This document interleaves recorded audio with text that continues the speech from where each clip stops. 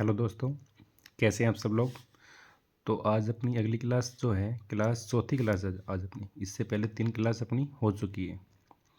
तो आज की जो क्लास होगी वो होगी अकाउंटिंग कंसेप्ट। ठीक है ना, कि लेखांकन के सिद्धांत क्या है।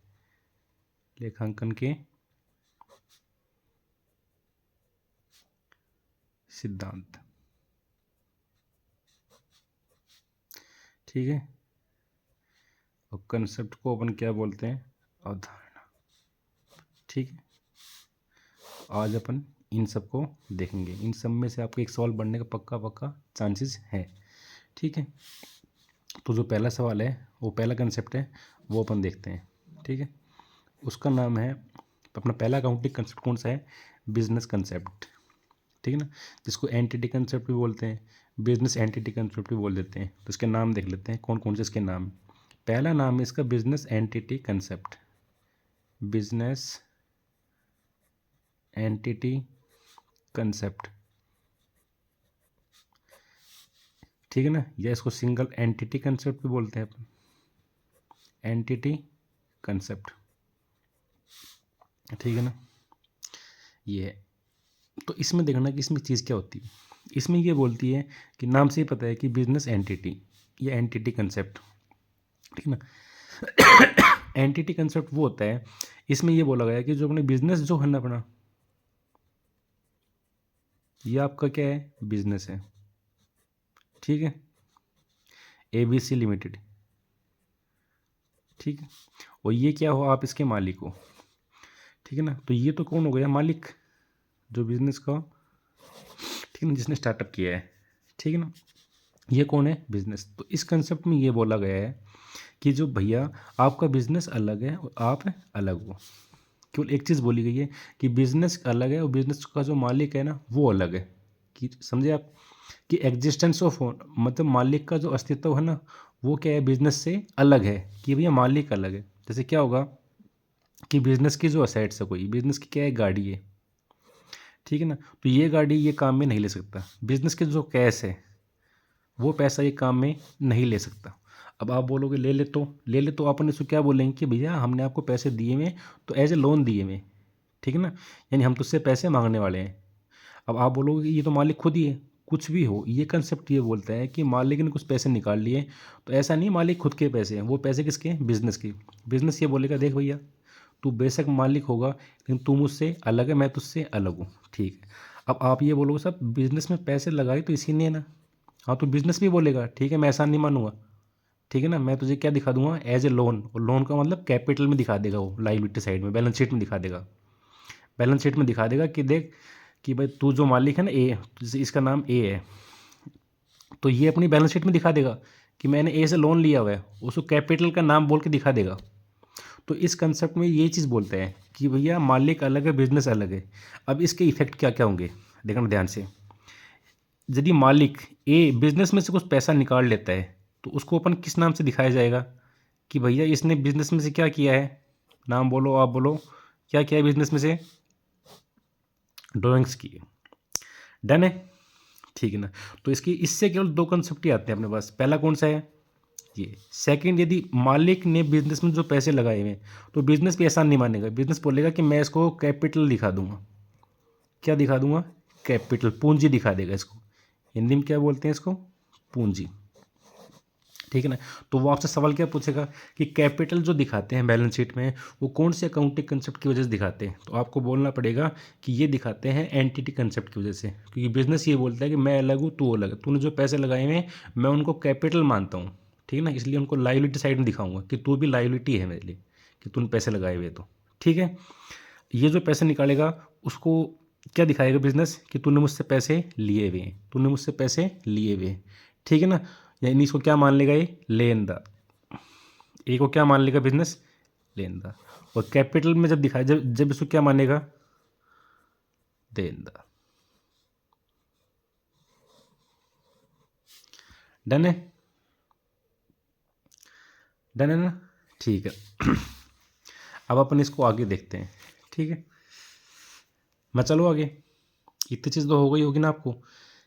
ठीक है ना, कि ये जो पैसे वाले, ये जो है क्या माना जाता है इस कंसेप्ट से, इस कंसेप्ट से जो मालिक को क्या माना जाता है, लेनदार, और जो बिजनेस को क्या माना जाता है, देने वाला। ठीक है ना, कि मैं देने वाला हूँ, तू क्या है, लेने वाला है।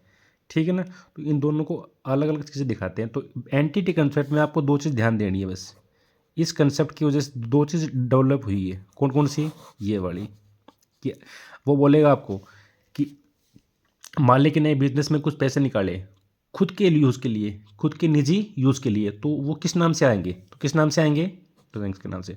और हाँ, इस पे ब्याज भी लेता है बिजनेस, बोलेगा मैं इस पे क्या लूँगा, ब्याज भी लूँगा।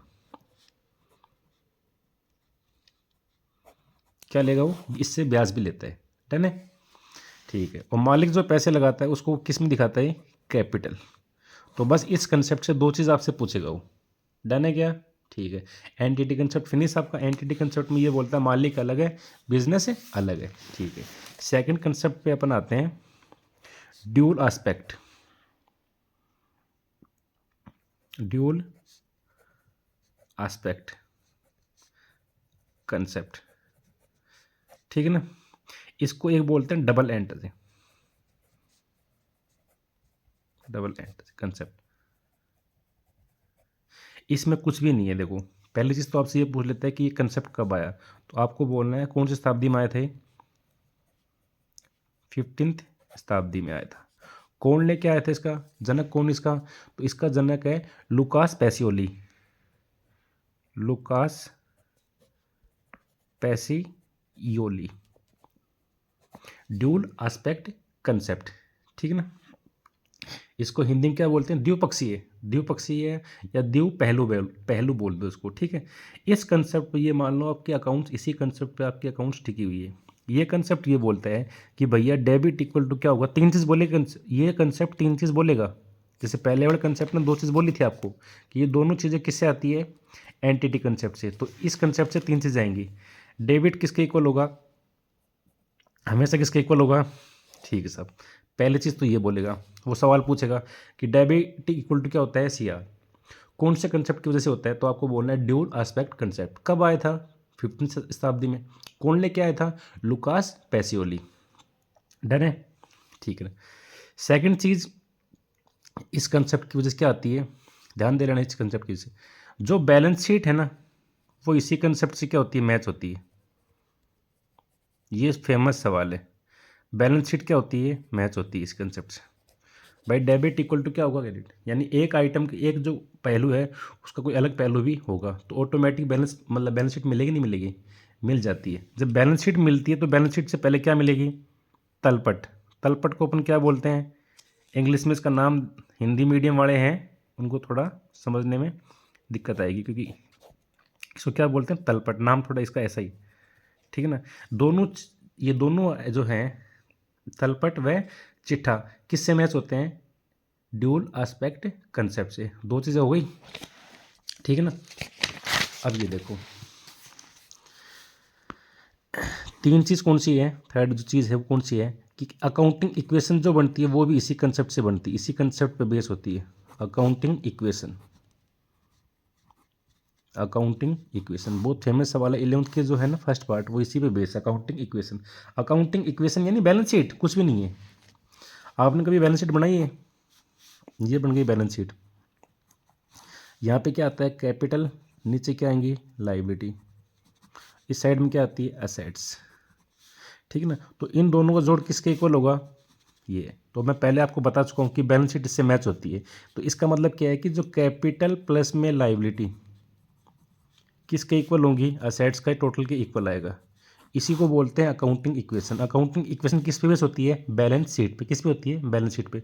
तो जब बैलेंस शीट इसी कंसेप्ट से मिलती है तो अकाउंटिंग इक्वेशन भी इसी कंसेप्ट से बनी है। तीन चीज़ें बताई मैंने। पहली चीज़ कौन कौन सी थी, वापस देखना, डेबिट इक्वल टू क्या होगा, इसीलिए तलपट व चिट्ठा इससे क्या होता है, मैच होता है। चिट्ठा मानी बैलेंस शीट। सेकंड चीज़, इसके अलावा कौन सी थी, accounting equation, accounting equation. Done है, दो कंसेप्ट आपके हो गए इजीली, ठीक है। इन दोनों कंसेप्टों में आपको कोई डाउट नहीं आना चाहिए, ठीक है ना। इनको वापस से, चाहे आप क्लास को वापस से आपको देखनी है, ठीक है ना। 25-30 मिनट की क्लास होगी, इससे ज़्यादा लंबी नहीं होगी, ठीक है, अब अपन आगे देखते हैं, कंसेप्ट 3 पे आते हैं अपन, ठीक है ना। कोस्ट कंसेप्ट, कोस्ट कंसेप्ट, इसको बोलते हैं लागत। कॉस्ट क्या होती है अपनी, लागत होती है, ठीक है ना। कॉस्ट कंसेप्ट का मतलब ये है, वापस से सुन लेना, यदि किसी ने AS 10 पढ़ा है ना, मूल्यह्रास, वही है, इसमें कुछ नहीं बोला। इसने ये बोला है कि असेट्स, हमने कहा सब असेट्स, बोला नहीं नहीं नहीं नहीं नहीं नहीं, जिन पे मूल्यह्रास लगता है, तो अपन को पता है कि मूल्यह्रास किन पे लगता है, only and only fix assets, ठीक है ना। तो कॉस्ट कंसेप्ट ये बोलता है कि असेट्स में से कौन सी असेट्स, फिक्स असेट्स, कौन सी असेट है, फिक्स असेट, ठीक है। फिक्स असेट्स अकाउंट्स में किस पे लिखी जाएंगी, ठीक है ना। जो फिक्स असेट्स है, जो अपनी होती है अकाउंट्स में, वो उनकी अकाउंटिंग जब होती है तो किस पे लिखी जाती है वो, ठीक है ना। तो किस पे लिखी जाती है, ऐतिहासिक लागत, ऐतिहासिक लागत, इंग्लिश में बोले तो उसे क्या बोलते हैं इसको अपन, हिस्टोरिकल कॉस्ट, ठीक है ना। डन है। और इन, आपको पता है कि इन फिक्स असेट्स पे क्या दिया जाता है, मूल्यह्रास, मूल्यह्रास इस पर क्या है, इन असेट्स पे, इसी लागत पे। जो अपना मूल्यह्रास लगता है ना, वो किस पे लगता है, इसी पे लगता है। तो कॉस्ट कंसेप्ट ये बोलता है कि असेट्स, असेट्स में कौन सी asset, fix assets, fix assets को हमेशा अकाउंट्स में अपन जब उनकी अकाउंटिंग होगी तो किस पे दिखाया जाएगा, ऐतिहासिक लागत, उसके बाद क्या दिया जाएगा, मूल्यह्रास उन पे लगाया जाएगा। इसमें इसी चीज़ को बस बोला हुआ है, ठीक है ना। हाँ एक चीज़ वापस ध्यान दे लेना, ठीक है ना। अब क्या है कि कुछ भी यदि आपका फ्लक्चुएट हो जाए, कि आज जैसे कोई चीज़ की वैल्यू 100 है, उसकी ये वाली कौन सी ऐतिहासिक लागत, अब आपको पता है कि इसको आप यदि इसको लेने जाओगे आज तो ये 150 की है, इससे आपको कोई मतलब नहीं है, किस पे दिखाई जाएगी आपको, ऐतिहासिक लागत पे दिखाई जाएगी आपको, ठीक है ना। ठीक है, 3 कंसेप्ट आपके हो गए इजीली, ठीक है। अब अपन आते हैं गोइंग, चौथा कंसेप्ट अपना, कंसेप्ट चौथा पढ़ते हैं अपन अब, ठीक है। थोड़ा सा मैं फ़ोन को सेट हो जाए, ठीक है, ठीक है। चौथा कंसेप्ट अपन आप देखते हैं, गोइंग, अच्छा ठीक है, गोइंग कंसर्न कंसेप्ट, ये कंसेप्ट आपको आता ही होगा, ठीक है ना। गोइंग मानी पे पता है कि ING लग गया, कंटिन्यूस टेंस है, ठीक है ना। तो कंसेप्ट का मतलब सीधी चीज़ ये है, देखो दुनिया में बड़े बड़े फन्ने का आए, आए चले गए, दुनिया अभी चलने लगी हुई ना, सेम टू सेम बिजनेस वैसा ही होता है। बिजनेस यही बोलेगा कि भैया कोई भी है, व्यक्ति है ना जो, मे come and go, may come and go, लेकिन जो बिजनेस है ना, बिजनेस जो है will continue, business will continue for ever, business चलेगा हमेशा भैया। बिजनेस किसी व्यक्ति पर डिपेंड नहीं है कि आज यदि मान के चलो कि मुकेश अंबानी है, वो खत्म हो जाए तो उसका बिजनेस थोड़ी बंद हो जाएगा, नहीं होगा बंद, क्योंकि बिजनेस किसी व्यक्ति विशेष पे डिपेंड नहीं है। डन है, समझ गए ना, ठीक है ना। तो यानी जो बिजनेस है उसको अपन ये नहीं मान सकते कि बिजनेस भविष्य में बंद हो जाएगा, यदि कोई ऐसा मानता है तो कोई मतलब नहीं है, ठीक है ना। यदि कोई ऐसा मानता है कि भैया बिजनेस कल को मतलब बंद, भविष्य में बंद हो जाएगा, ऐसा आप अकाउंटिंग मतलब अकाउंट्स जब बनाओगे तो ऐसा बिल्कुल भी नहीं मानना आपको, ठीक है ना। आपने देखा होगा आपको मालूम होता है जब लिक्विडेशन ऑफ कंपनीज होता है, ठीक है ना, तो जब उनमें अकाउंटिंग होती है उसमें लिक्विडेशन में, तो जो फॉर्म में 57 होता है उसका, हाँ फॉर्म 57 बनता है, ठीक है ना, जो मैनेजमेंट बना के देते हैं BOD, ठीक है ना, जो आता है ना लिक्विडेटर, उसको देते हैं, पहले पहले आएंगे जब, तो उसमें क्या है कि जितनी भी एसेट्स है ना, उन सबको किस पे दिखाते हैं कि इनकी भाई कितने की ये इनका वसूली मूल्य क्या है, उस पर दिखाई जाती है, ठीक है ना। तो अकाउंट्स में आपको कभी भी वसूली मूल्य पे कोई भी संपत्ति नहीं दिखानी है, जब दिखानी है जब आप क्या बिजनेस बंद होने वाला है, आपको लगता है कि हाँ भैया बिजनेस बंद हो जाएगा, अब तो जो इनको पैसे मतलब कितने पैसे वसूल सकते हैं, तो वसूली मूल्य पे चीज़ें दिखाई जाएंगी। लेकिन आपको अकाउंटिंग के टाइम पे कभी ये नहीं मानना है कि बिजनेस बंद होगा, ठीक है ना। तो इसका मतलब एक ही है कि जो फिक्स असेट्स है ना, कौन सी है, फिक्स असेट्स है, पहले पढ़ के आए। तो फिक्स असेट्स जो हैं वो किस पे दिखाई जाएगी, ऐतिहासिक लागत पे, अब आप बोलोगे कॉस्ट कंसेप्ट में इसमें क्या है, तो कॉस्ट कंसेप्ट तो ये बोलता ही है कि फिक्स असेट्स किस पे दिखानी पड़ेगी, ऐतिहासिक लागत पे। तो ये कंसेप्ट ये बोलता है कि आपको यही मानना है, ठीक है ना, कि बिजनेस चलेगा हमेशा। इसीलिए यदि ये कंसेप्ट जहाँ पे एप्लीकेबल नहीं होगा ना, तो वहाँ पे कॉस्ट कंसेप्ट भी एप्लीकेबल नहीं होगा, ठीक है ना। तो आपके मन में कभी लगे नहीं नहीं भैया बिजनेस तो बंद होने वाला है, तो मुझे तो मैंने 1 लाख के लेके आया था कोई चीज़, तो आज भी मैंने उतना ही दिखाई हुई है, लेकिन आज इसके 80 मिलेंगे, तो आपको 80 पे नहीं दिखानी है जब तक आपको ये नहीं लगे कि बिजनेस बंद होने वाला है, ठीक है ना। तो आपको ये कैसे मानना पड़ेगा बंद होगा नहीं होगा, तो ये कंसेप्ट ये बोलता है कि आपको बिल्कुल भी नहीं मानना है कि बिजनेस भविष्य में बंद होगा, ये आपके हाथ में नहीं है, ठीक है। तो ये कंसेप्ट ये बोलेगा कि मतलब कि कोई व्यक्ति आओ जाओ बिजनेस हमेशा चलेगा। इसकी वजह से क्या होता है, पहला चीज़ क्या होगा कि जो फिक्स असेट्स है वो अपन किस पे दिखाते हैं, हमेशा ऐतिहासिक लागत पे दिखाई जाएगी, only and only fix assets दिखाई जाएगी, ठीक है ना। इसके अलावा जो होते हैं एक्सपेंडिचर, इसमें भी 3 चीज़ें हैं। कौन से, एक्सपेंडिचर, इनको अपन 2 भागों में बांटते हैं, क्योंकि अपन को पता है बिजनेस बंद नहीं होगा। जब बंद ही हो जाएगा तो अपन सबको एक ही मान लेंगे कि ठीक है बिजनेस तो बंद हो ही गया, चाहे कोई से एक्सपेंसिव आएगा तो चाहे पूंजीगत हो। लेकिन अपन को पता है कि ये कंसेप्ट ये बोलता है कि आपको बिल्कुल भी मन में ऐसा नहीं लेके आना कि बिजनेस बंद होने वाला है, तो आप एक्सपेंसिस को बांटो आप, ठीक है ना। एक्सपेंसिस को बांटो आप, किस किस में बांटो, पूंजीगत में व आयगत में।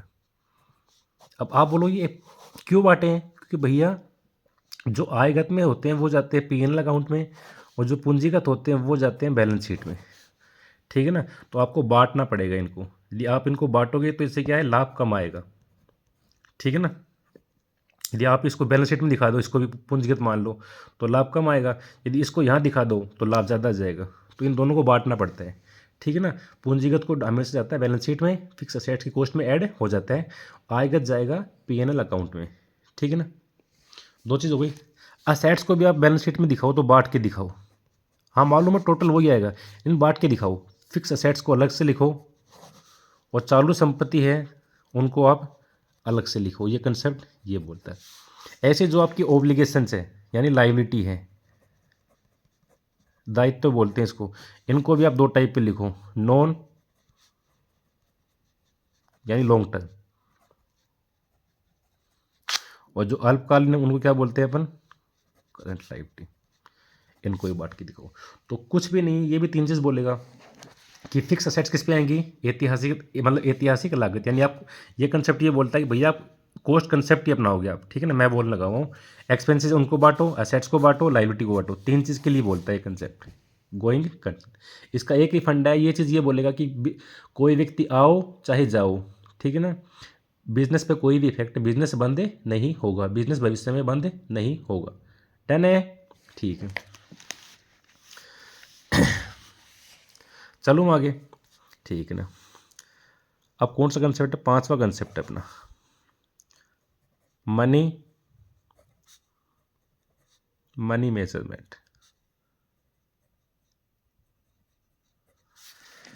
ठीक है। एक मिनट फ़ोन सेटअप हो जाए, मनी, ठीक है ना। मनी को अपन क्या बोलते हैं, पैसे को क्या बोलते हैं, मूल्यांकन,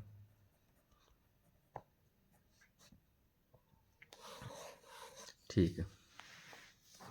ये कंसेप्ट ये बोलता है कि भैया अकाउंटिंग में आप वही चीज़ लिखोगे, जब अकाउंटिंग होती है बिजनेस की, जब फाइनल अकाउंट पढ़ते हैं तो उन्हीं चीज़ों को लिखा जाएगा जो चीज़ें कैसी हो, पैसों में हो, जिनको पैसे में माप सके, कैसी हो, मोनेटरी, कैसी हो, मोनेटरी, जिनको अपन पैसे में माप सके। यानी कैसी चीज़ें नहीं आएंगी, नॉन फाइनेंशियल चीज़ें नहीं आएंगी, जिनमें पैसों का अभाव है ना, जो पैसों से संबंधित नहीं है।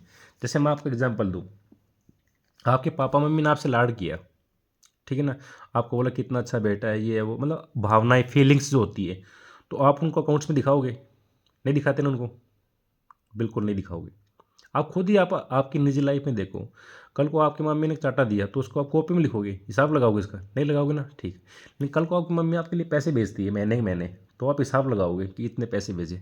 ऐसे ही अकाउंट्स में आपने किसी एम्प्लॉय को बोला कि क्या बात है, उसको शाबाशी दी आपने, क्या दी, शाबाशी, तो क्या इसको अकाउंट्स में दिखाओगे क्या आप, कि मैं इसको सेट साइड में दिखाऊंगा मैंने शाबाशी दी इसको, नहीं दिखाओगे आप इसको, ठीक है ना। तो इसका मतलब ये है कि इसमें वही चीज़ें अकाउंट, फाइनल अकाउंट्स में वही चीज़ें आएंगी जो कैसी हो, जिनको अपन पैसे में माप सके। ठीक है ना, कंसेप्ट पक्का हो गया। ठीक है ना, अब मैं आपसे कुछ इसके एग्जाम्पल पूछता हूँ। ठीक है ना, ध्यान देना, पहला एग्जाम्पल इसका फेमस है। एक डिस्काउंट, दो टाइप के डिस्काउंट होते हैं।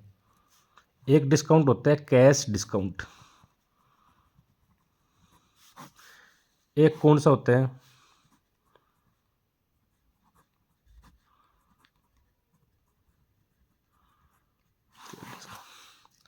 ठीक है ना। अब कैश डिस्काउंट है, वो क्या है, उसको हम पैसे माप सकते हैं। ठीक है ना, कि भैया मैंने कितना डिस्काउंट दिया, 5% का या 10 का दिया मैंने।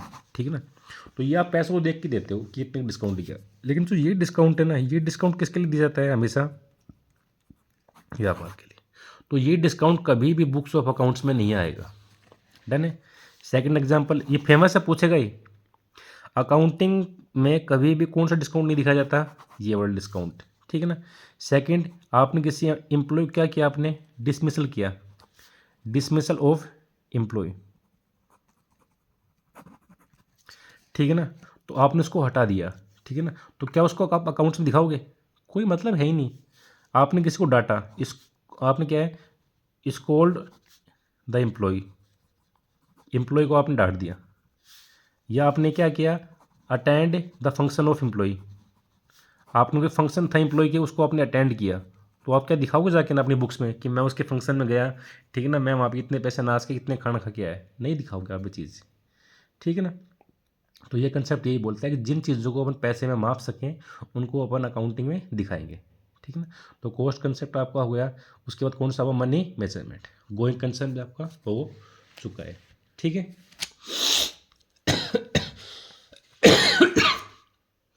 ठीक है, अब अपन आगे जाते हैं, अपन आगे। ठीक है, अब एक कंसेप्ट है, सबसे अच्छा कंसेप्ट है, इसको आप ध्यान से देखना, फुल डिस्क्लोजर। कौन सा कंसेप्ट अपना ये, सिक्स आ गया,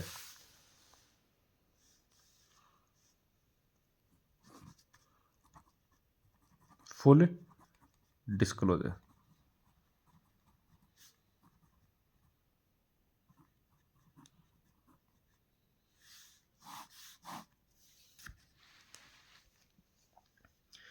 देखो, सबसे अच्छा कंसेप्ट है। ठीक है ना, इस कंसेप्ट, ये कंसेप्ट ये बोलता है कि जब आप लेखा पुस्तक, ठीक है ना, कि आप अकाउंट्स बनाओ ना, आप अकाउंटिंग होती है, या फाइनल स्टेटमेंट बनाते समय, जब भी आप अपनी लेखा पुस्तक बनाओ या फाइनल स्टेटमेंट बनाते हो, तो ठीक है ना, तो आप उन सभी फैक्ट्स को दिखाओ, उन सभी फैक्ट्स को दिखाओ। यानी जितने ही फैक्ट्स है ना, जो भी तथ्य है, फैक्ट्स मानी तथ्य है, फैक्ट्स मानी कि जितने भी अकाउंटिंग कंसेप्ट है ना, सब आपको फाइनेंशियल अकाउंट जब लेखा पुस्तक बनती है उस टाइम आपको ध्यान देने पड़ेंगे। ऐसा नहीं कि आप कभी भी मन में आए, जब कि साल के स्टार्टिंग वाले दिन ही बोलोगे कि फुल डिस्क्लोजर। जब अकाउंटिंग बनाओ तब की बात होती है। ठीक है नहीं, तो जब भी आप क्या बनाओ, लेखा पुस्तक या फाइनेंशियल स्टेटमेंट जब साल के लास्ट में बनते हैं, तो जितने भी फैक्ट हैं, ठीक है ना, फैक्ट तो बहुत ज़्यादा होंगे। ठीक है, लेकिन वो फैक्ट क्या है, किसके लिए क्या है, ये नहीं कि आपके लिए अच्छे हैं, जो उसको, जो फाइनल स्टेटमेंट यूज में लेता है उसको बोलते हैं उपयोग। जो अपने फाइनल स्टेटमेंट होते हैं, फाइनल स्टेटमेंट या फाइनल अकाउंट्स, लेखा पुस्तक, ठीक है ना, तो जो इनको उपयोग में लेता है उनको अपन क्या बोलते हैं, उपयोग यूजर, उपयोग में लेने वाला। डन है। तो उन जो इसको उपयोग में लेता है, जैसे अपने कौन कौन हो गए, सिंपल सी बात है, सबसे पहले इनको उपयोग में कौन लेता है, कौन देखता है अपने फाइनल स्टेटमेंट, अपने जो कंपनी के जो मालिक होते हैं। डन है। पब्लिक भी देखती है, इन्वेस्टमेंट के लिए दिखती है कि भाई इस कंपनी में इन्वेस्ट किया जाए नहीं किया। ठीक है ना, GOVT भी होता है, इनकम टैक्स डिपार्टमेंट भी होता है, सेबी भी होते हैं, सब क्या है, उपयोग में लेते हैं अपने फाइनल स्टेटमेंट की अभी कंपनी कैसे चली हुई है। तो क्या है कि उन सभी फैक्ट्स को दिखाओ, ठीक है ना, जो किसके लिए महत्वपूर्ण हो, जो इनको जो फाइनल स्टेटमेंट को उपयोग में लेते हैं। ठीक है ना, कि उनको ऐसा नहीं होना चाहिए कि उनको डाउट हो गया ये चीज़ छुपी हुई है, इसमें कुछ दिखाया भी नहीं कुछ। ठीक है ना, तो उन सभी फैक्ट्स को दिखाओ जो कि किसी आम, मतलब कि जो कि उपयोग में लेने वालों के लिए क्या है, समझने योग्य है। डन है। मैं एग्जांपल दूँ आपको। ठीक है ना, अब जैसे आप कहीं गए, आपकी मम्मी ने कहीं भेजा आपको कि इस काम के लिए, तो आप अपनी मम्मी को सब कुछ काम बताओगे। ठीक है ना, क्योंकि वो क्या है, उन्होंने किसी काम के लिए आपको भेजा है। तो ऐसे ये लोग क्या है कंपनी में, ये तो भाई क्या है कंपनी का मालिक है, ये इन्वेस्टमेंट के लिए है, ये टैक्स वैक्स से भी क्या है कंपनी पे ध्यान देती है। तो ये सब क्या है फाइनल स्टेटमेंट आपके देखते हैं। तो ऐसे इनसे कोई फैक्ट छुपाना मत हो, इनसे कोई फैक्ट छुपाना मत, ठीक है ना। तो सभी फैक्ट का क्या करना है, डिस्क्लोज करना। ऐसे भी नहीं सबका, आपको लगे ना कि हाँ भाई ये उनके लिए जानना क्या है महत्वपूर्ण। डन है। जैसे आपने क्या किया हुआ है, सिंपल सी देखो मैं आपको एक चीज़ बताऊँ, ठीक है ना। जैसे क्या आपने मतलब सिंपल सा बताऊँ, किसी ने आप पे केस किया हुआ है 50 लाख का आप कंपनी में, सिंपल सोच के देखो आप, ठीक है ना। अब आपको मालूम है क्या मैं केस मतलब जीत भी सकता हूँ या नहीं भी जीत सकता, आपको चांसेस है कि शायद मुश्किल जीतूंगा, ठीक है ना। लेकिन क्या पता 50 लाख नहीं मुझे 40 लाख चुकाने पड़े। तो आप इस चीज़ को दिखा दो कि कल को आप अचानक से 40 लाख बोलोगे आप कि 40 लाख भैया वो पैसे वहाँ चले गए थे, तो वो बोलेंगे हमको बताया नहीं आपने, बताना चाहिए ना, हमने पैसे लगाए हुए हैं, ठीक है ना। तो ये क्या है कंटीजेंट लायबिलिटी, तो इसको आप नीचे फुट नोट में दिखा दो। कहाँ दिखा दो, फुट नोट में दिखा दो। डन है, सिंपल सी बात है। जब भी आप क्या लिखते हो, जैसे आपने क्या है good sell to Mohan, good soul to Mohan, ठीक है ना। तो आप इसमें क्या दिखाते हो, मोहन टू सेल्स, और नीचे आप क्या लिखते हो, नीचे क्या लिखते हो, इसकी लिखते हो व्याख्या कि मैंने क्या है being good soul to Mohan. तो जो ये तो लिखते हो ना व्याख्या, इसी को बोलते हैं फुल डिस्क्लोजर। ये भी आपने इसी कंसेप्ट के तहत दिखानी पड़ती है आपको कि भैया नीचे दिखाया आपने, कल को जो उसको देखेगा ना कि अच्छा मोहन को इतने गुड्स बेची है, तो नीचे पढ़ेगा वो कि हाँ गुड्स बेची हुई है, ठीक है ना। उसको थोड़ी आती है अकाउंटिंग, तो वो तो इसको देख के समझेगा वो कि being good sold to Mohan.